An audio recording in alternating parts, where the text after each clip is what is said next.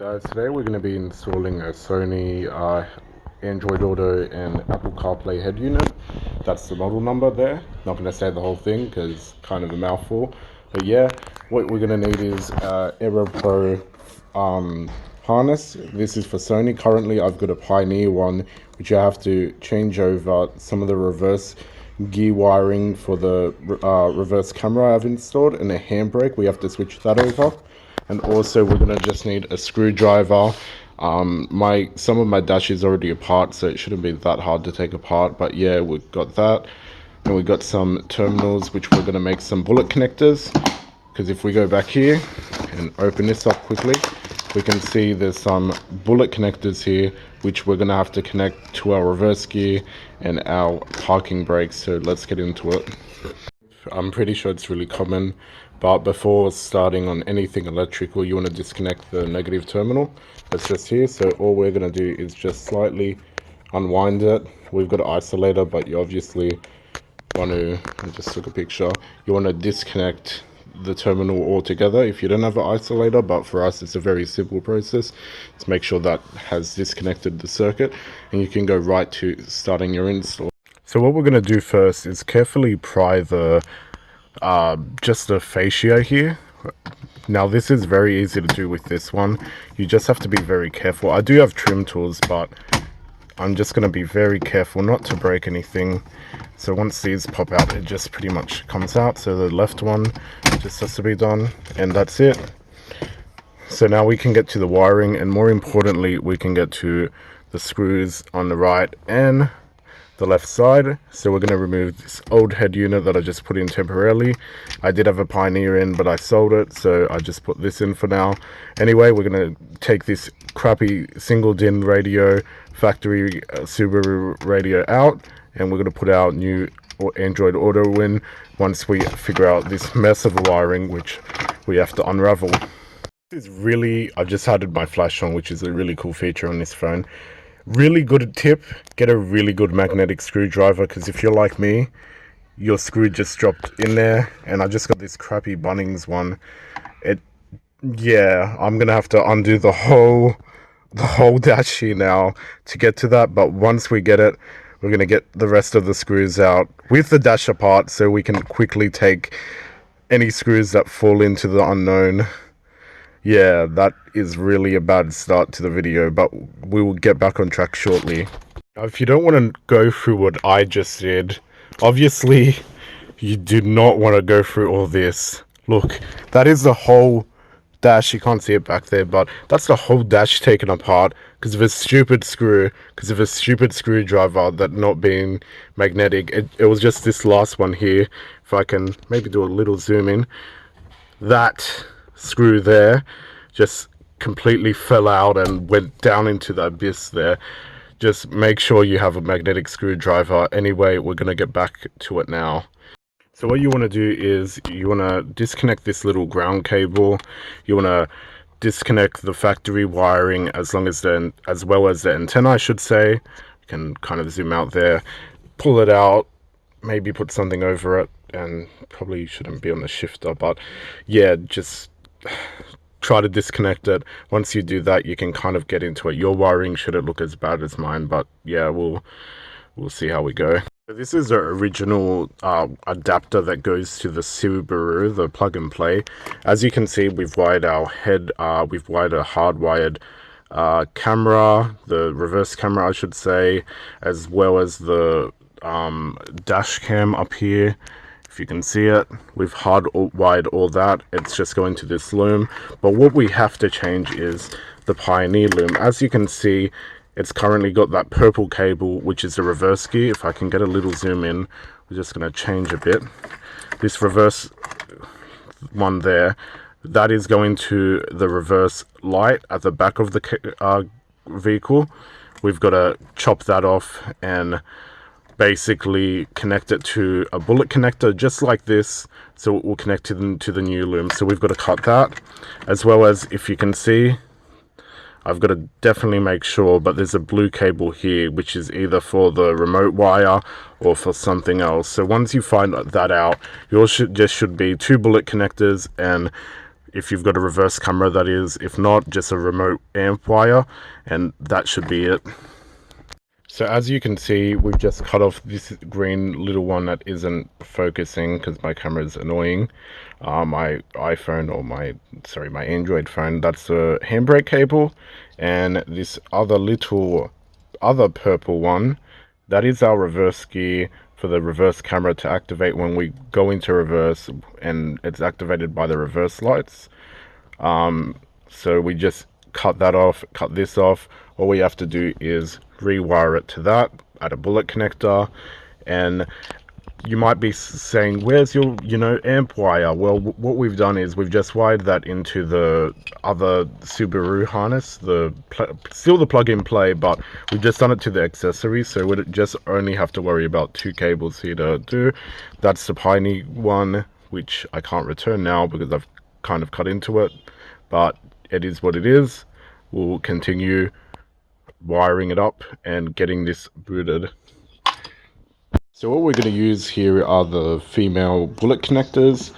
Since we've got a male bullet connector conveniently already put on, this wasn't on the Piney one, you had to use a butt connector or do a similar setup like this.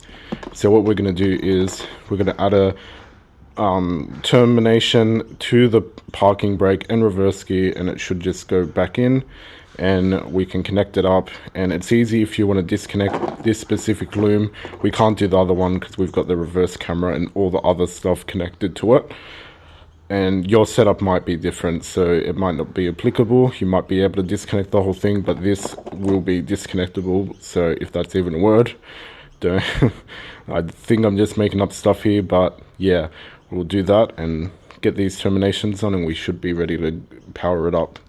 So we just made one connection now. That's the bullet connector. We've got to somehow, if you can see that purple one, it's going to be very fun to strip and try to terminate that. It was a very short cable to begin with, and I just had to extend it to even reach the back, which is, kind of ridiculous, but we've got to strip that.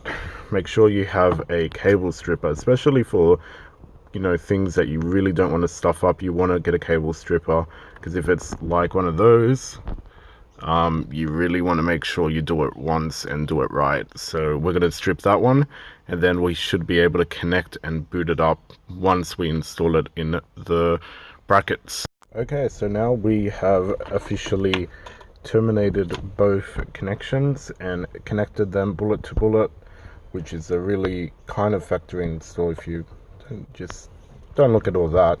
But we've connected it to the ISO Subaru connector, and as you can see, it's gone red, black. One's sides for speakers, one's more for power inputs, and it's going to the factory Sony connector, which will be used to connect to the head unit.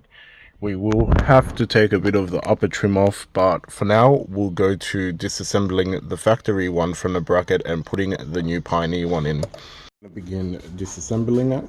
So we're going to turn it on its side for a second and get rid of the left hand side. I don't know if you can see that. I'm just trying to make sure you can see it. So these are pretty tight down. Just coming right out now. That's one screw just about out. You want to keep that in a safe place. The new one does come with new screws, which we are going to use, so we'll just keep these as some spare if we lose one. So that's one screw out. And just make sure you disconnect. There's a little ground connector here. It might be a bit tight, so make sure you hold it down so it doesn't fall off the table. So yeah, you wouldn't want your new head unit to fall off. So that side's done. Now what you can do is, I'm going to just rotate it on its side, hold it down, and then we're going to get this screw off. It just comes off like that. Then I'll just usually do it by hand so I don't lose it. Then you want to get the second screw off here, and that just comes off like that. Same thing, hold it because this bracket may fall. And you can see that little ground tab there, that make sure you reconnect that. I'm not sure if it's necessary, but it might be necessary for the car. If it's there, you might as well retain it. Don't really change it if you know what you're doing, maybe, but it's better just to keep it factory. Lined it up now. As you can see, there are two markings where the previous head unit was, so we're going to use that and it should just go in fine. We've got 4 new screws here. Try not to drop them like I did, but we got 4 new screws. We're going to put 2 on this side and then we'll switch over to the other side. This screw and this screw here, there's no double din on this. It's kind of like a single din, double din with just a screen. It's really light compared to my old one, so we're just going to put that in and we're going to try to mount it inside the car. Head unit, that's left. Let's just toss it around, that's right. As you can see, I left the cover on it for now just so I don't damage it. Good idea if you want to do the same thing.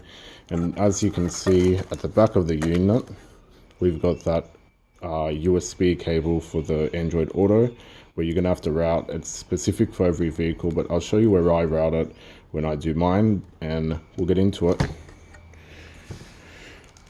Haven't done, but what you might want to do is test fit it. Maybe you want to test the connections, but I'm going right to the A pillar. I just removed it. All I did was just pry here. It's probably best advisable to use some trim tools, but what we've also got to do is somehow route the cable to the back of the head unit. So what I'm thinking of is letting it fall down this A pillar and taking this just under the steering cover thing here off. It's just got 2 clips right there and 2 screws, one just somewhere here, you can't see it, and one on the other side here. And we're just going to remove that so we can route it nicely and so no cables fall while you're driving. Pretty good idea, just to maybe even tuck it under some of this factory wiring, but make sure you don't dislodge it or create a bulge. You know, you want this to be safe. You don't want cables, you know, in your way of your vision on the windscreen. Just make sure you keep it under the A pillar. And anyway, we're gonna just route this cable right now. So as you can see, well, you can't really see, but there is a side clip here. We've just got a stubby screwdriver here. If you don't have enough room, they're really easy to just use that. As you can see, it undid the clip. Make sure you pull it out. And then, yeah, don't forget that you don't want to break these clips. They're kind of hard to find, especially genuine Subaru ones. They're, you know, pain to find. I just got some eBay ones to replace them one day. But yeah, then you remove, I don't know if I mentioned, there's 2 screws here with which we've already removed, and there's one there. All we have to do now is undo the clips from here and over here, and it should just come out. So what I've done is now I've just kind of just routed it under this little cable here and just left it hanging because we're going to clip it onto the side of the A pillar, and this is a rotational mic, so you can just move it where you want. So we're just going to put the A pillar back on, and don't worry, we're going to fix this rest of the cable up. As you can see, we've added a cable tie here to the rest of the cables, so we're going to add it onto that and make it just so it doesn't sag. There's so much excess cable too, so make sure you route it to where you want it first, which is behind the head unit, and then we can finally have a mic working with our new head unit. So that is it with the cable installed and everything. The mic's just hidden, it's just there, so we should be able to easily use it. I couldn't put it further down because there's little baffles just to add a bit of rigidity for the actual A-pillar molding, so we had to just pick a really smooth part up here. As you can see, it's pretty secure there. It might move a bit, but you can always add some double-sided tapes just to tape it down to the A-pillar. And yeah, that is it. For the mic, we just have to do a bit of cable management. Let's just not look at that for now, but yeah, we'll route it to the back of the head unit and we'll connect it up. So as you can see, we've actually just cable tied it to the existing cable tied other cables we have. We do have a subwoofer in the back, which we're gonna have to connect, as well as I should say, all the factory connectors and everything else, antenna. And that is pretty much it. We have to connect it, then we'll try it out and we'll bolt it down and see how it sounds. So what I've done is actually just routed the cable for the Android Auto and Apple CarPlay through the ashtray gap here. There's a little gap in between the track, so that's a pretty easy way. You don't if you're using this car, you can use that method. Just be careful to get this past, and there is a bit of metal lining for this ashtray. You don't cut it, so be very careful you don't kink or cut the cable, especially this part. I think you can see there's a few scratches on it, but that's fine, it's still protected. And that's it. It will just rest in that little pouch there. I'll obviously show it all together. So we've got a bit of a work to do. Gotta get this all back together now. So as you can see, it all works now. The only thing I'm having a bit of trouble with is my reverse camera. It's not getting detected, so I just think I just plugged it into the wrong RCA, but the subwoofer's working.